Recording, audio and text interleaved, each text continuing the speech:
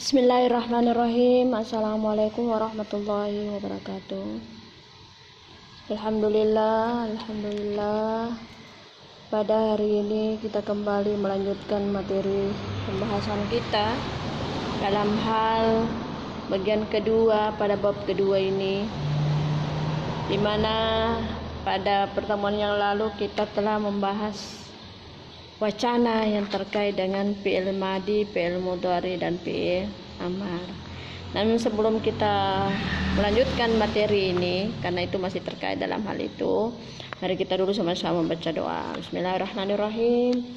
Rabbi shrah li sadri wa yassir li amri wahlul 'uqdatam min lisani yafqahu qawli. Allahumma zidna ilman warzuqna fahman sahihah. Amin, Allahumma amin. Anak-anakku sekalian, sebagaimana pada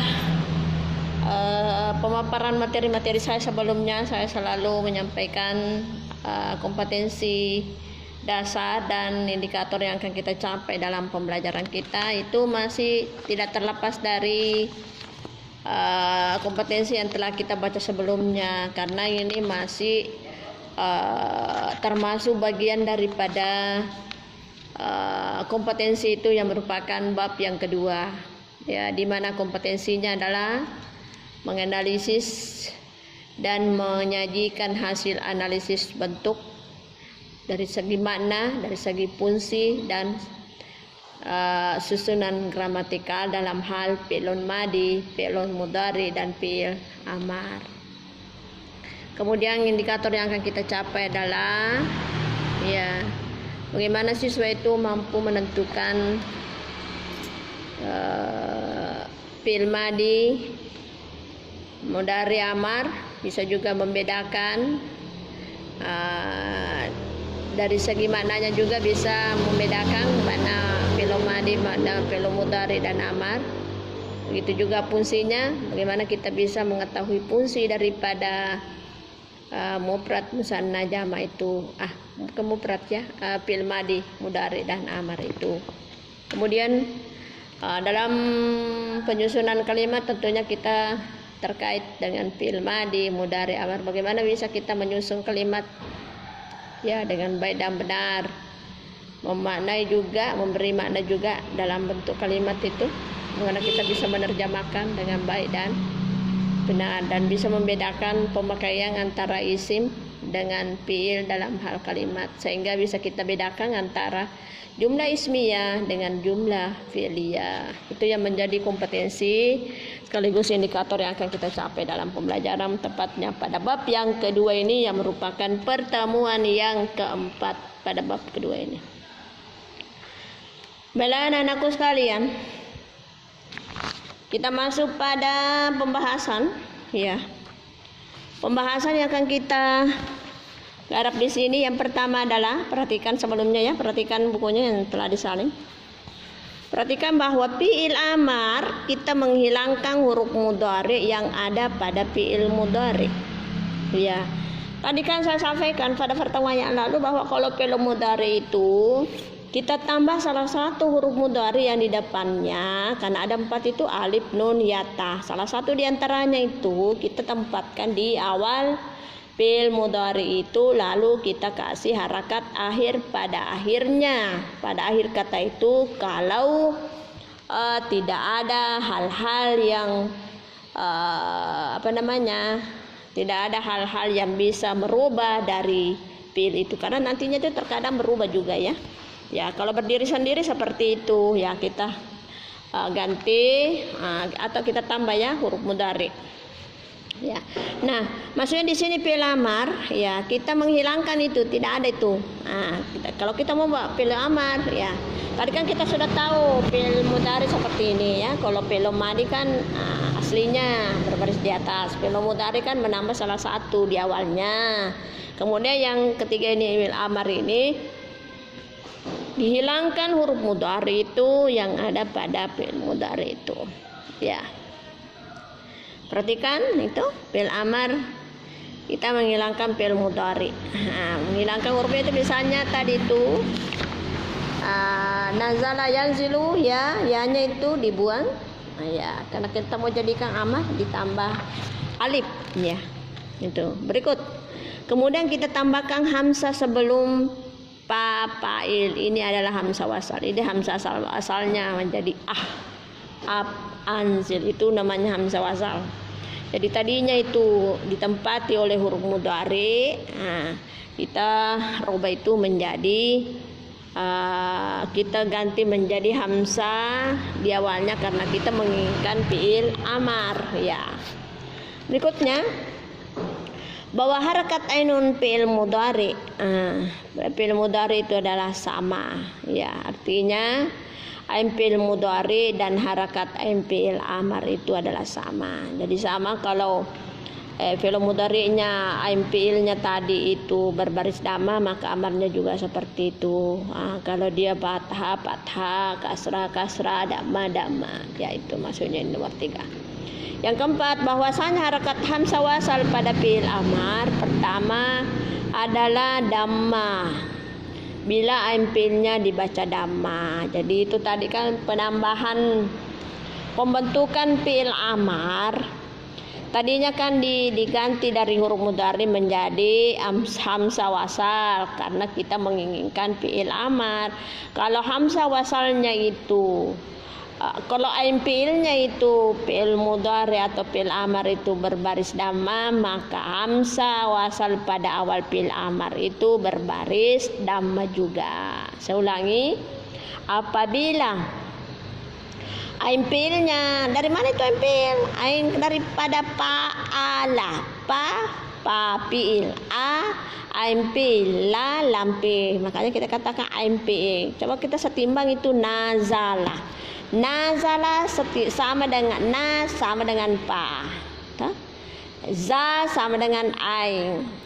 Lam sama dengan lam. Nazala.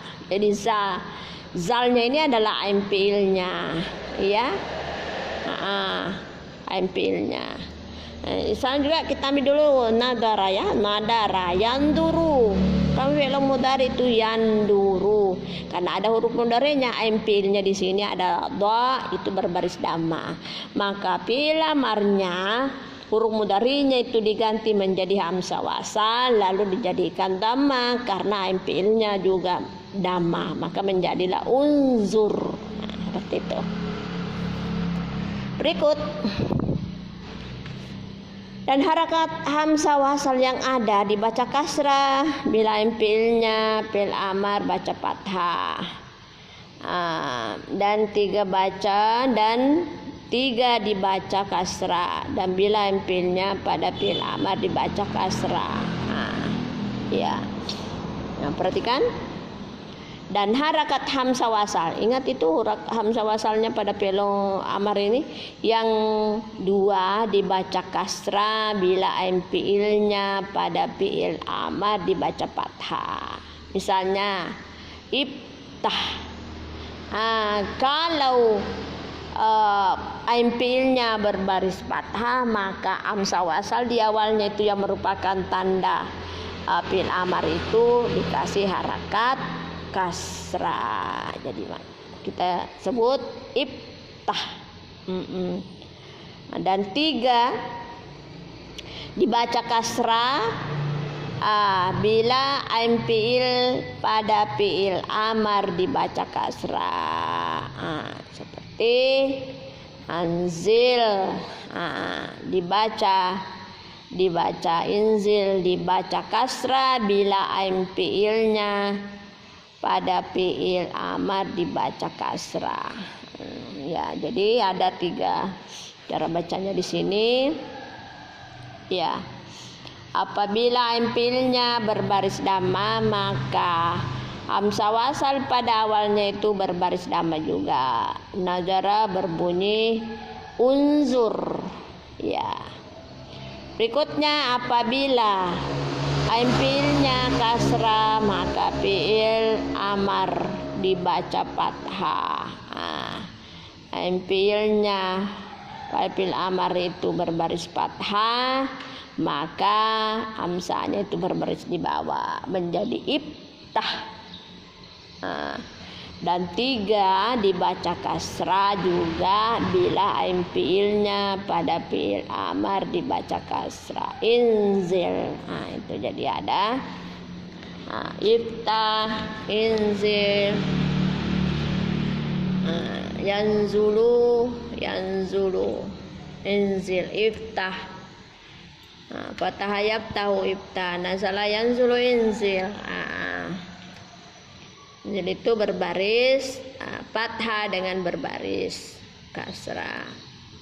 Ya, selanjutnya dari kaidah-kaidah yang dibahas, ya, kita merubah fi'il mudhari ke fi'il amar pada fi'il sulasi seperti berikut. Yang dimaksud dengan fi'il sulasi, sulasi itu adalah 3 yang artinya fi'il yang 3 hurufnya. Bagaimana merubah itu? Dari fi'il mudhari menjadi fi'il amar. Kita buang huruf mudhari'nya seperti tadi. Nadara itu 3 huruf, nadara. Fi'il madi lalu dirubah menjadi fi'il mudhari yanduru, menjadilah 4 hurufnya. Yang menjadi huruf mudhari di sini adalah di awalnya, sehingga dikatakan itu fi'il mudhari karena ada huruf mudhari di depannya. Lalu bagaimana kalau mau dijadikan fi'il amar? Dibuang itu lalu diganti hamzah wasal. Ya, kedua, kita tambah hamzah wasal pada awalnya fi'il itu, ya itu tadi saya sampaikan. Dan harakatnya dhamma bila ain fi'ilnya dibaca dhamma. Misalnya unzur. Dan harakat hamzah wasal dibaca kasrah. Hamzah wasal dibaca kasrah bila ain fi'ilnya dibaca fathah dan kasrah. Jadi kalau ain fi'ilnya itu dibaca fathah dan kasrah, maka hamzah wasalnya itu berbaris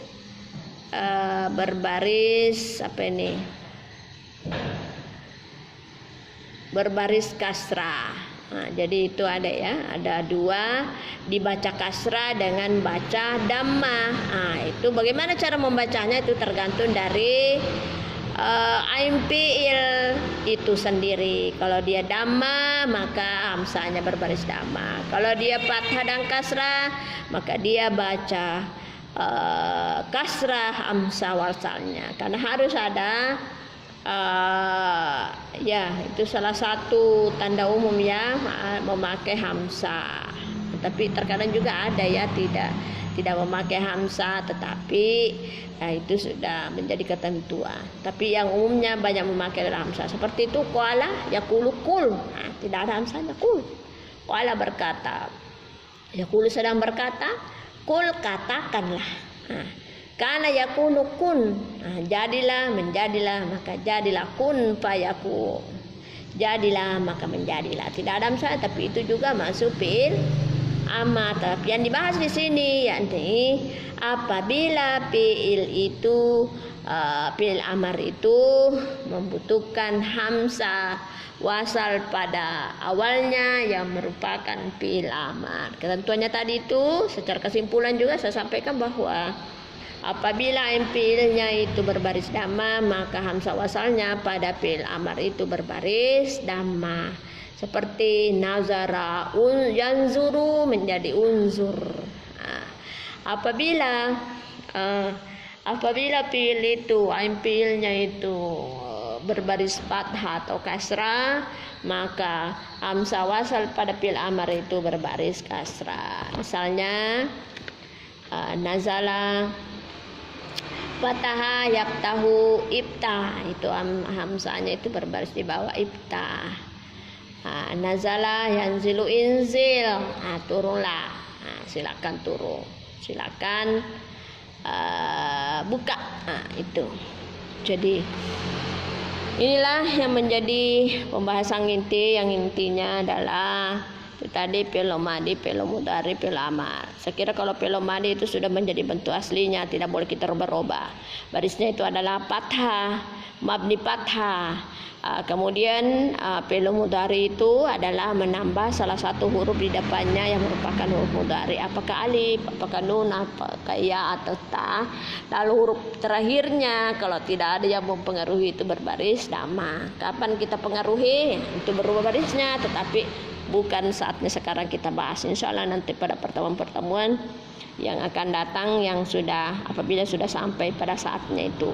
Kemudian yang terakhir adalah fi'il amar, adalah fi'il yang tanda umumnya itu adalah memakai hamzah pada awalnya, ya. Yang perlu diperhatikan, apakah itu hamzahnya berbaris dhamma dan berbaris kasrah.